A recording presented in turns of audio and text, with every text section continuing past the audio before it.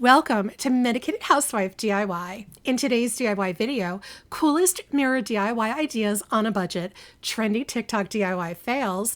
Are you tired of your boring old mirrors? Do you want to add some style to your room without breaking the bank? Look no further than this video on the coolest mirror DIY ideas on a budget. But it is not all smooth sailing. Join me as I navigate some seriously cringeworthy TikTok DIY fails to give you a good laugh and some cautionary tales. After all, not all DIY projects go as planned. High-end home decor on a Dollar Tree budget. Get ready to be inspired or amused by these adventurous touch-and-go DIYs. So stick around. Let's go make some stuff and jump right into this.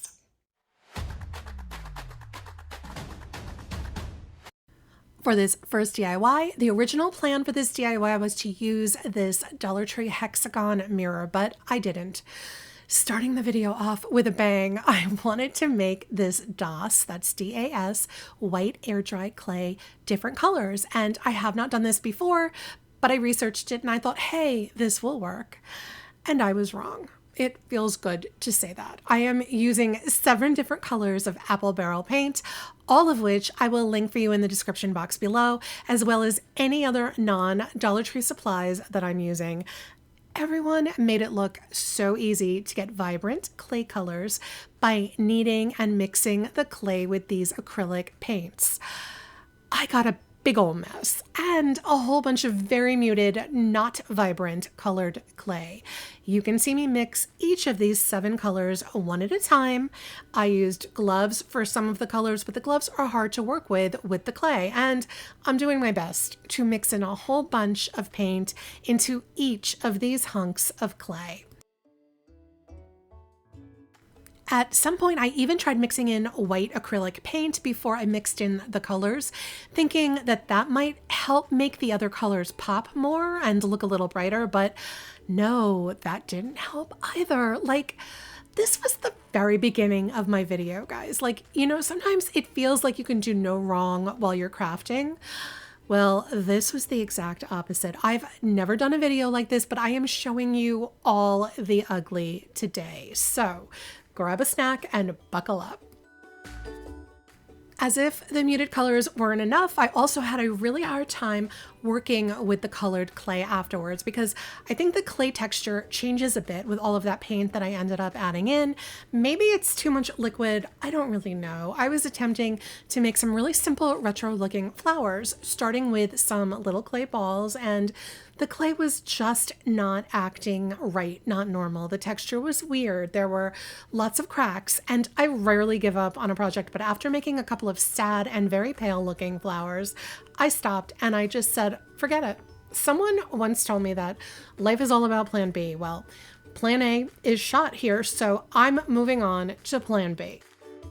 So using just my plain old DOS air dry clay, I begin by making some small clay balls, and I'm going to be forming the retro flowers using 5 balls in a round and then 1 of them in the middle. And frankly, we're just going to have to paint them all later. That's how this is going to be. I'm using a round mirror that I have about a dozen of in my stash, but I will find some that are similar in size to link for you below. And I traced that round mirror onto a piece of parchment paper. So you can see that circle there that I'm working with, and I'm going to use that template to design the arrangement for the flowers before they dry. Once the clay is dry, I paint all the flowers with this folk art white chalk paint, which I will link for you below. It's just a quick coat of white to act as a primer and make the colors that I'm going to be using after that be that much brighter. And the chalk paint also dries really, really quickly. Then I'm using those apple barrel acrylic paints, all of which I will link for you below. And I'm painting the petals using some light lavender, some pink parfait, pale daffodil, calypso sky, caterpillar, and a tropical orange that I mixed with some white paint into it as well. I just decided on the fly what colors I was going to use and how many of each flower to paint, whatever colors I was going to use. You can totally adjust this to your taste. I also made just a couple of the flowers have white petals with a color inside just to give a little bit of contrast to the whole thing. And I did a handful of the flowers in some smaller sizes too, like a medium and a smaller one. Again, I didn't really plot that out. I just sort of decided as I went along, and I suggest you do the same and make it fun. Off camera, I ended up using a gloss white acrylic paint to cover all the white parts of the flowers. And then I sealed them all with some Mod Podge in that glossy version of the Mod Podge from Dollar Tree. Once they dried, I grabbed some Ailenes Tacky glue, which is also from Dollar Tree, and I used that to glue down each of my flowers to the mirror. I was planning out and plotting out the design for that as I went along and as I was gluing them. And this is the first TikTok inspired trendy mirror. And yes, this flower design is all over TikTok, I know, but the colors are totally customizable to make it your own. And the mirror is also, it's clear. I just covered it with some matte contact paper so that I could take these photos for you without it reflecting the light. So just try and ignore the ugly contact paper. It kind of fits with our whole theme this week, don't you think? Now, you know I didn't want to have to waste all that colored clay. I was really trying to use it somehow. So I thought to myself, hey, let's attempt one of those also TikTok inspired blob mirrors that I've seen so many of. Well, apparently I just don't learn my lesson. And yes, I made a squiggly blob frame for another one of those circle mirrors. And I even went so far as to paint it, thinking that maybe it just needed some brighter colors to work. But no, I just needed to say no to this colored clay. I should have cut my losses, but I really wanted to make it work. Well, take a look at that really ugly clay mirror frame. This was a total fail, and I just had to make that super clear. This is a total Medicated housewife failure, and I actually threw this in the trash, which I also never do. My husband was so confused. He actually took it out of the trash thinking I put it there by mistake. So yeah, I threw this project out twice. This next DIY is just a really good example of how my whole crafting week is going, seriously. So I decided I wanted to make like a free-form design overlay to lay over another one of those round mirrors that I had and just get kind of creative with it, do my own thing. So I'm using more of the DOS air dry clay, and I start by rolling it out and framing the outside of the mirror using another parchment paper template for me to design it on. So I start by framing around the circle and then roll some clay to make free-form lines that are going to go across the circle, and also making random shapes and stuff like that, all kind of connected going inside of the circle. And I pretty much got through the entire design in clay when I just stopped and I said, this can be so much easier than doing it this way. So I gathered up all that clay and I put it away to use for something else. I didn't waste it this time, thankfully. Then I made another parchment paper circle and I grabbed my hot glue gun. So yes, I used the glue gun to start with making a circular frame around the circle template. And then I built that frame up to make sure that it was strong and that it would stay in place and hold together. Then I randomly started making shapes and lines and just filling in little areas of the circle with the hot glue. Just going back over all of those lines that I was making several times to build them up and to make them stronger and just to make sure that everything was going to hold together. I had no plan. I just went with where the glue gun wanted to go. Yeah, let's blame it on the glue gun. No, seriously, I made a freeform design and I gave it a little time to just set up. I took the glue frame outside and I gave it a coat of Rust-Oleum metallic bright shiny gold paint, and I sprayed the bottom of the frame as well, and I let that fully dry. Then I just picked through it and removed any of those little glue strings that I could find without damaging the lines and the shapes that I had made. And off camera, I simply picked up the glue frame and used some very small dabs of hot glue to attach it to the front of one of my round mirrors, and that project was complete. And this is my golden mirror, which I think looks really stylish and high-end, almost like it's sculpted out of metal, but it's still really lightweight because it's just hot glue.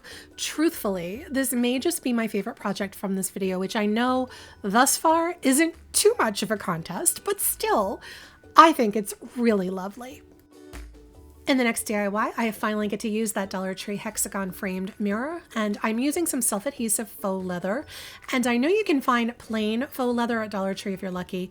I had this in my stash, but I will find something similar to link for you below. And I started by measuring the length and the width of all the sides of the mirror frame, and then marking the back of that self-adhesive faux leather to cut strips that would fit over all of the white sides of the mirror frame, which sounds more complicated than it actually was. I just cut some strips to cover the 3 sides of each side of that hexagon. There's the inside, the outside, and the top. I peeled back the paper backing to expose the adhesive on all of my strips, and I started first covering the inside hexagon sides, and then covered the outside hexagon sides, and lastly I covered the tops of the frame.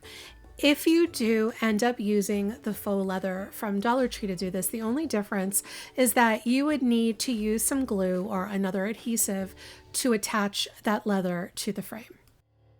I needed some embellishment for the plain looking leather, so I grabbed some of my gold thumbtacks from Dollar Tree, and I used a wire cutter to carefully snip the tack part off of the back of each of the thumbtacks. You need to be really careful when you snip these because the sharp part will go flying in the air, like really fast through the air, if you don't keep your hand there to protect yourself. And with the crafting week that I had, I was not taking any chances, if you know what I mean.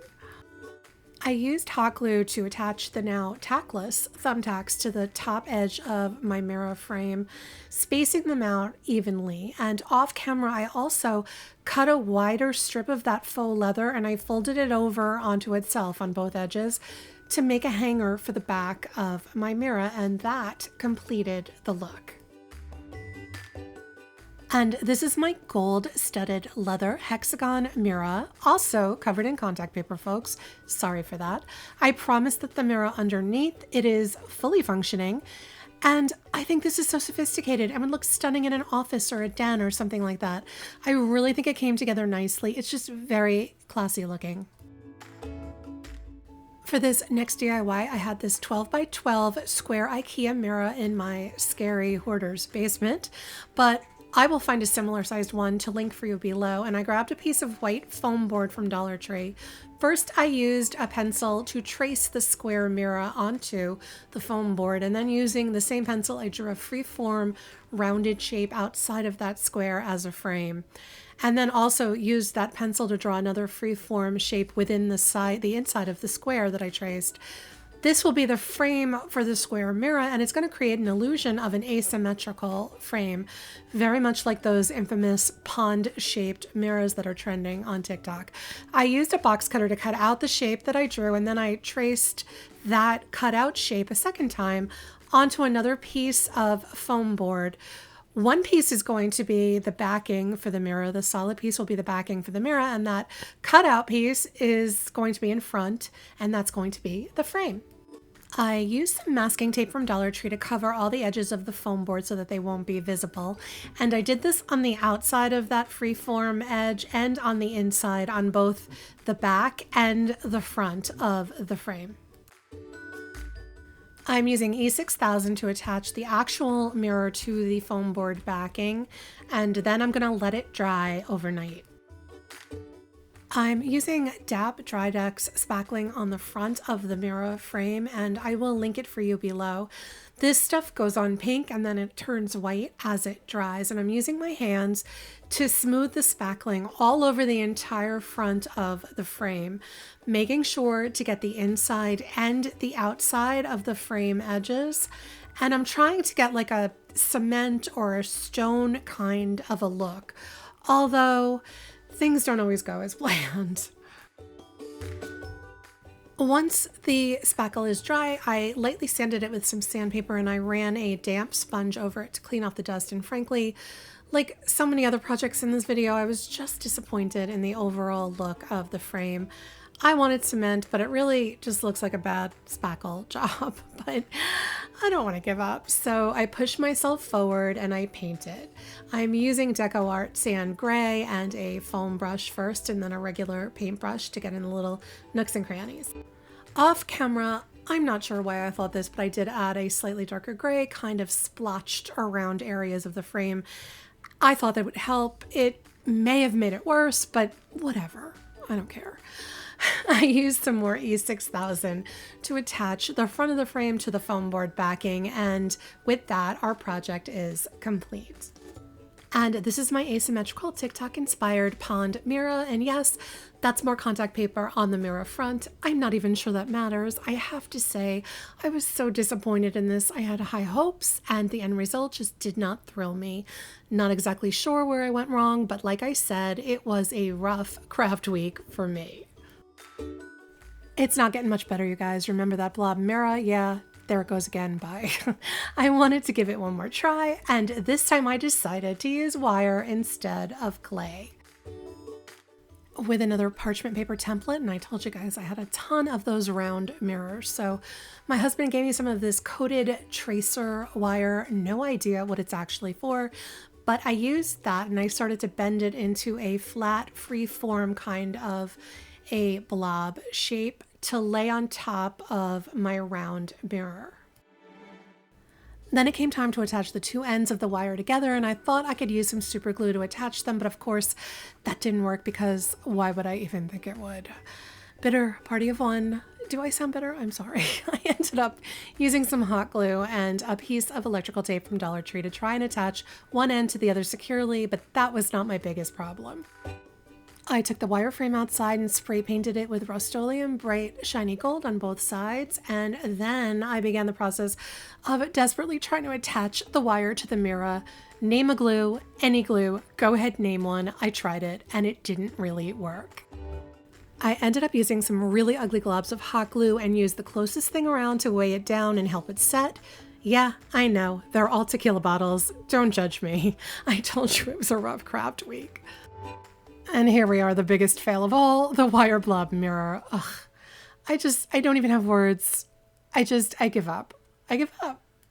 Good conscience, I can't even ask you for a favorite, but hey, if you want to let me know in the comments anything at all you'd like to let me know, I do love hearing from you. I want to thank you all for making it this far and for watching. Your support means so much to me. And if you've enjoyed any of these mirror DIYs, please consider hitting the like button and subscribing. I would love to have you here. Or even if you didn't like them, but you don't mind me, subscribe. I can be amusing sometimes. Until next time, thanks for watching. My name is Sarah. I'm the Medicated Housewife, and crafting is my medication.